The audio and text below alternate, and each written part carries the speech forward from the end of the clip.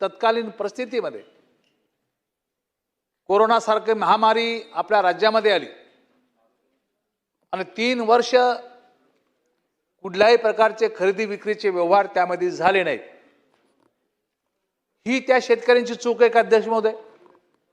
त्या आवाक्या बाहेरच्या परिस्थितीमध्ये निश्चितपणे ते शेतकरी लाभार्थी होऊ शकतात का, किंवा तत्कालीन तेवढा एक नेम बाजूला सरून आत्ताची परिस्थिती किंवा आत्ताची रजिस्ट्री ही आवाक्या बाहेरची परिस्थिती असल्यामुळे आत्ताची रजिस्ट्री ग्राह्य धरता येईल का, हा एक प्रश्न आहे। हा कायदेमंडळाने निर्माण केलेला कायदा निश्चितपणे शेतकऱ्यांचा हिताचा असला पाहिजे असं माझं मत आहे अध्यक्ष महोदय। महाराष्ट्र कुळवैवाट शेतजमीन कायदे सुधारणा विधेयक 27 एक अत्यंत चांगलं विधेयक या ठिकाणी आणलं गेलेलं आहे। त्यांचं मी मनापासून या ठिकाणी स्वागत करतो। तसं पाहिलं तर अध्यक्ष महोदय, या विधेयकामुळे निश्चितपणे महाराष्ट्रातील शेतकऱ्यांना एक दिलासा या 27 नंबरच्या विधेयकाच्या माध्यमातून या ठिकाणी मिळणार। माननीय मंत्री महोदयांनी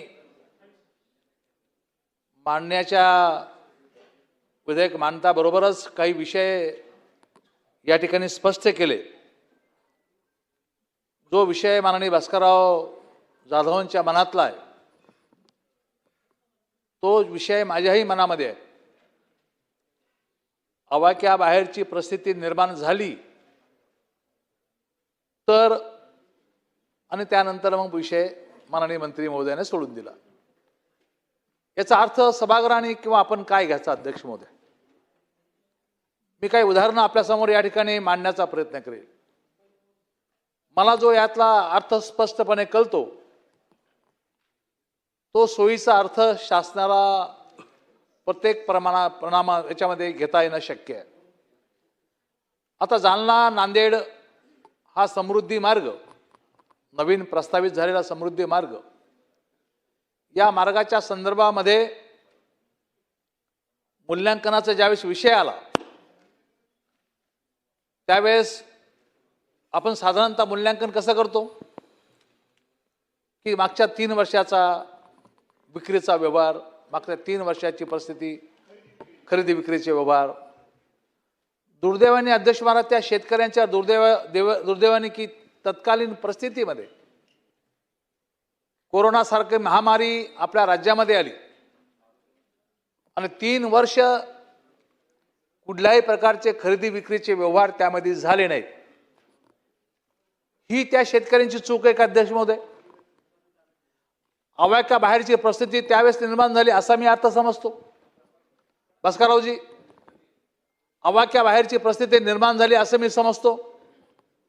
मग आवाक्या बाहेरची परिस्थिती निर्माण झालेली त्या काळात होती, हजारो माणसं मेले असतील, तर निश्चितपणे अशा लोकाला, अशा शेतकऱ्याला त्या आवाक्या बाहेरच्या परिस्थितीमध्ये निश्चितपणे ते शेतकरी लाभार्थी होऊ शकतात का, किंवा तत्कालीन तेवढा एक नेम बाजूला सरून आत्ताची परिस्थिती किंवा आत्ताची रजिस्ट्री ही आवाक्या बाहेरची परिस्थिती असल्यामुळे आत्ताची रजिस्ट्री ग्राह्य धरता येईल का, हा एक प्रश्न आहे।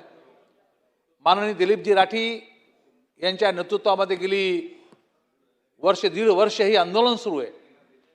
ही सुद्धा आवाक्या बाहेरची परिस्थिती झालेली, त्यामुळे त्या लोकांना या परिस्थितीचा निश्चितपणे फायदा या संदर्भातला झाला पाहिजे। ही माझी आग्रहाची विनंती की आवाक्या बाहेरची परिस्थिती आहे आणि अशा परिस्थितीमध्ये त्यांना मदत केली पाहिजे।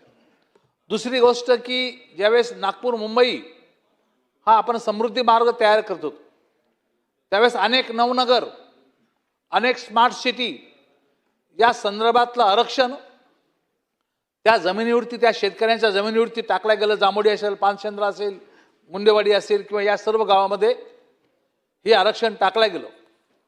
अध्यक्ष महाराज, नवनिर्माण तर काही आता होणारच नाही, नवीन शहर काही होणार नाही, परंतु आता त्या ठिकाणी हे आरक्षण पडल्यामुळं एक तर खरेदी विक्रीचे व्यवहार तिथल्या शेतकऱ्याला करता येत नाहीत, उद्योग टाकता येत नाही, शहराच्या आजूबाजूच्या जमिनी आहेत आणि अशा परिस्थितीमध्ये त्या ठिकाणी जे MSRDCने त्यावर आरक्षण टाकलेलं आहे, एक तर त्या जमिनी घ्या किंवा त्या जमिनी मोकळ्या करून टाका. त्यामुळे ही परिस्थिती सुद्धा आवाक्याबाहेरची परिस्थिती आहे असं गृहीत धरून त्या शेतकऱ्याला त्याच ठिकाणी निश्चितपणे न्याय देण्याच्या बाजूने प्रयत्न केला पाहिजे. आपण हे सांगितलं जो 2005चा कायदा, 2016चा कायदा, त्यानंतर आपण सुप्रीम तांत्रिक सुधारणा आपण या ठिकाणी करतोय, मान्य आम्हाला, बिलकुल चांगली सुधारणा आहे. पण हे सांगत असताना आपण हेही बोललात किंवा सुप्रीम कोर्टाच्या निकाल असे आहेत किंवा त्यांनी एकदा जमीन संपादित केली किंवा ना त्या जमिनीवर नवनिर्माण करायचं म्हणून आरक्षण टाकलं तर ती जमीन परत करता येणार नाही, अशा प्रकारचे सुप्रीम कोर्टाचे निर्देश आहेत. अध्यक्ष महोदय, सुप्रीम कोर्ट सुप्रीम आहे का विधानसभा सुप्रीम आहे? आम्ही करतो ते कायदे सुप्रीम आहेत. आम्ही जो कायदा या राज्यात करू तो कायदा सुप्रीम आहे आणि त्यामुळे इथला जो कायदा आहे सुप्रीम कोर्टाने काही सांगून दे अध्यक्ष महोदय, परंतु जो कायदा आम्ही कायदेमंडळ निर्माण करतं, हा कायदेमंडळाने निर्माण केलेला कायदा निश्चितपणे शेतकऱ्यांचा हिताचा असला पाहिजे असं माझं मत आहे अध्यक्ष महोदय. आणि त्यामुळे ज्या काही जमिनीवर आपण आरक्षण टाकल्या गेलेलं आहे किंवा टाकणार आहोत तर त्या सर्व लोकांना विहित मुदतीच्या आतमध्ये आपण जर ते केलं नाही तर माझी आपल्याला विनंती राहील की त्या संदर्भात त्या शेतकऱ्यांचा त्या ठिकाणी त्या जमिनी परत केल्या पाहिजेत. नवनिर्माणाच्या माध्यमातून या अशा बाबतीमध्ये निश्चितपणे जो निर्णय या ठिकाणी होतो तोही सुद्धा रद्द झाला पाहिजे.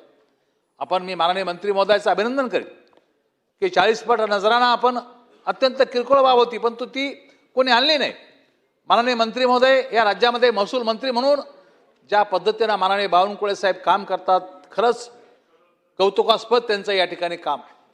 अनेक चांगले निर्णय जमिनीच्या बाबतीमध्ये माननीय बावनकुळे साहेबांनी आपल्या अलीकडच्या या वर्षभराच्या कालखंडामध्ये या ठिकाणी घेतले. मी त्यांचं मनापासून अभिनंदन करत असताना अशाच प्रकारचे निर्णय त्यांनी शेतकऱ्याच्या बाबतीत सुद्धा या ठिकाणी घेण्याचा प्रयत्न या ठिकाणी केला पाहिजे या मताचे मी.